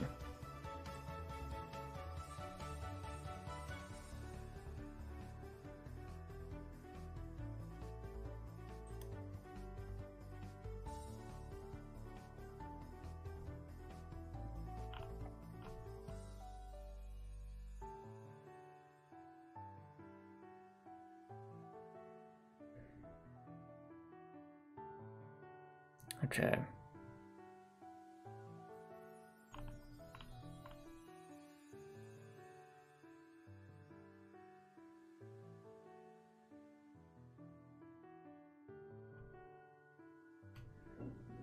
As that would depend on what the rule says, Copper Nicholson. Admittedly, I'm not as familiar with some of the feats in 5e that would lend itself towards a sniper class. But it's just all about having some kind of ranged weapon that can attack from a distance but isn't as good up close. So gearing the subclass in that direction, where it's best at range, poor at a distance, and has high crit damage, those would be like the marks of a sniper class.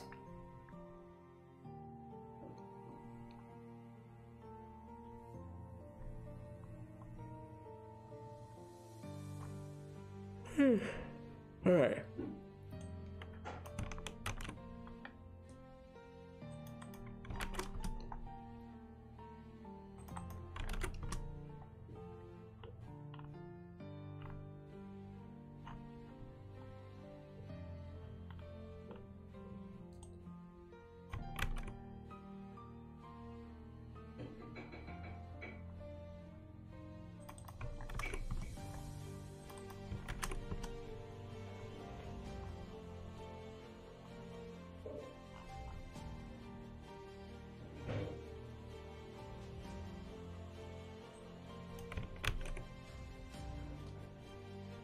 Yeah. Another idea that I think would be interesting as sniper class, Copper Nicholson. Have you ever heard of the video game called Battlefield 1, Copper Nicholson?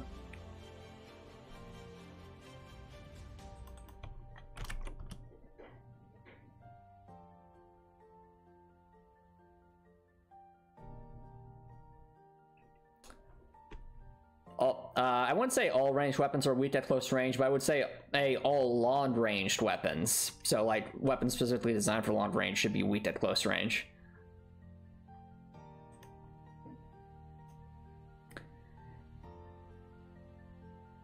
And in my eyes, the best way to handle that would just be like giving like a massive accuracy penalty if you're trying to use a long-range weapon within like a certain close-range distance. So that way it like makes it, you're much way less likely to hit.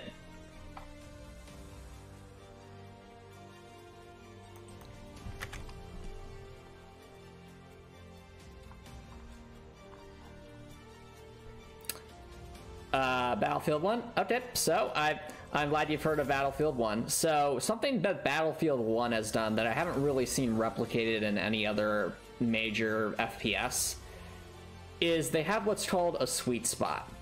And it's how they differentiate all the bolt-action rifles in Battlefield 1. So in Battlefield 1, the bolt-action rifles are effectively your sniper rifles. They're your long-range weapons. And what they do is to make them, like, functionally you would think they would all play about the same because they all have very similar fire rates and magazine capacities. But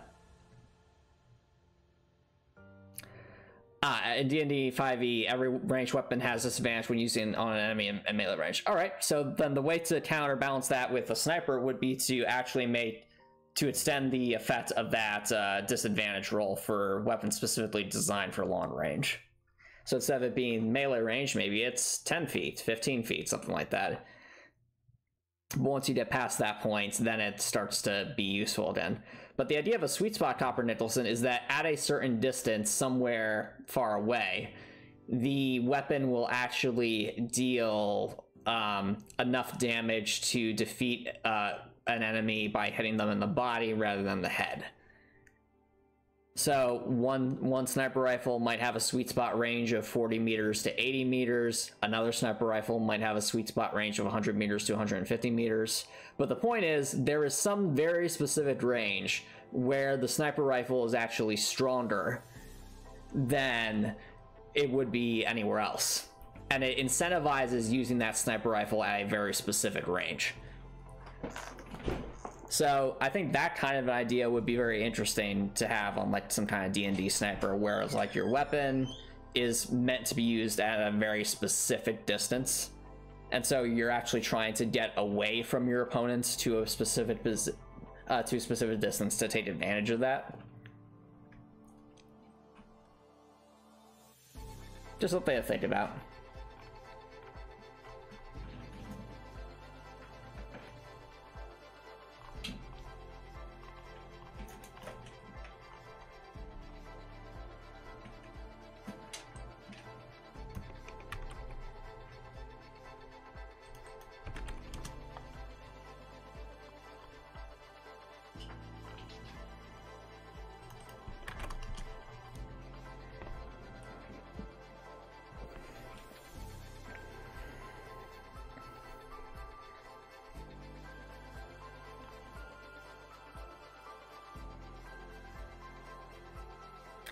So it's not necessarily pushing the limits of your range, Copper Nicholson, because bear in mind, if you get too far away, you're outside the sweet spot range. So let's say my sweet spot range is 100 meters to 150 meters. That means if I decide to make an attack at 200 meters, I'm not gaining any of the benefits. Nor would I gain any of the benefits if I'm attacking from 90 meters away. But if I'm like 101 meters, that's in the sweet spot. So it's all about getting within a very specific range.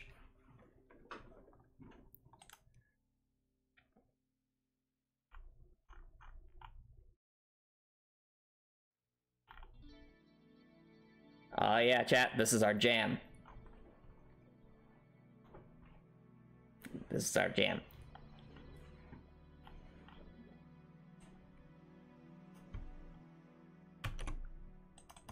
Da, da, da, da, da, da, da, da, da.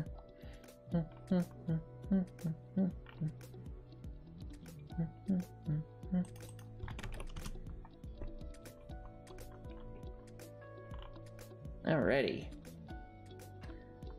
Next up, 230.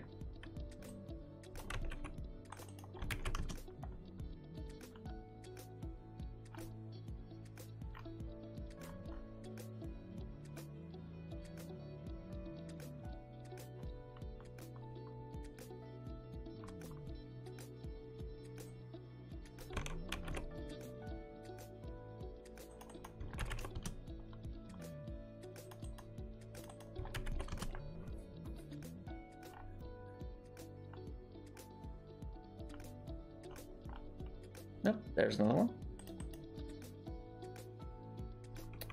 No, it wouldn't necessarily have to be for all ranged weapons, Copper Nicholson, but it would be for ranged weapons that are meant to be based more around marksmanship. So generally speaking, if a weapon might be classified as a sniper rifle or a designated marksman rifle, then you could give them sweet spots that do different things. Like in a rule set that I was designing, for example, the thought process was that marksman rifles would have a sweet spot where attacking an enemy within that distance would allow you to roll with advantage during your roll to hit. And for sniper rifles, attacking an enemy within that specific distance would actually lower the critical hit threshold for that sniper rifle attack. So there's different ways to handle it. Those are just some ideas.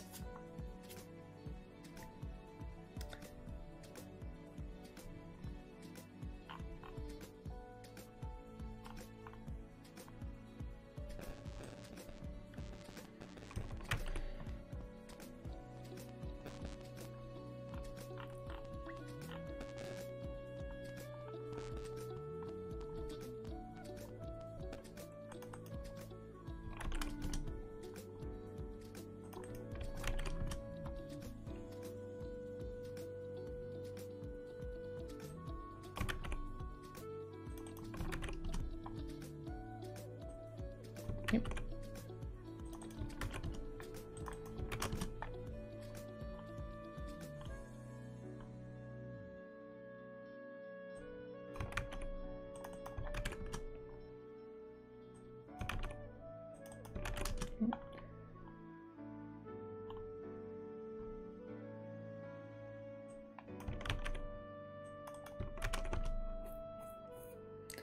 Alrighty.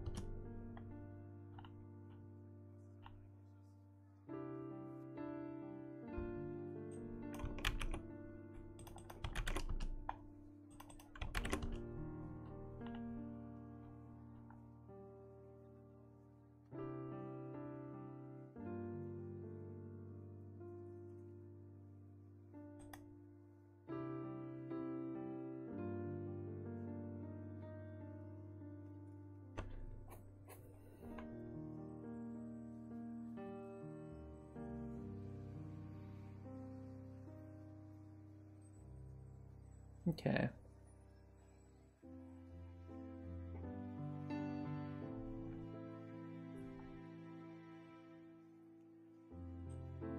Got that.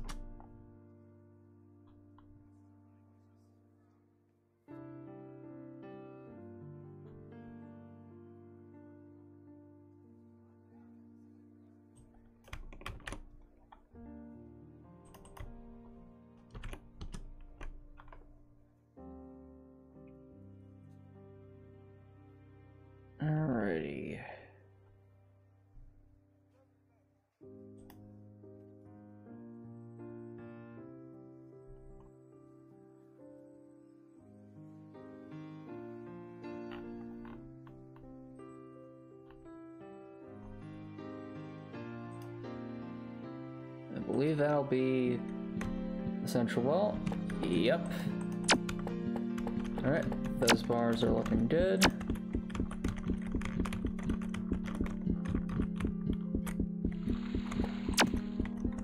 Okay. Alright, I think that'll be a good spot to wrap up for tonight, chat. There's still more to do, but we're making good progress. I think that's where I'll leave things for today. So if you're watching on Twitch, feel free to stick around for a raid. But if you're watching on YouTube and you like the ways you saw, please consider subscribing on YouTube. So if you're subscribing on YouTube, don't always change your mind later. Support support. Watching YouTube, have an amazing night.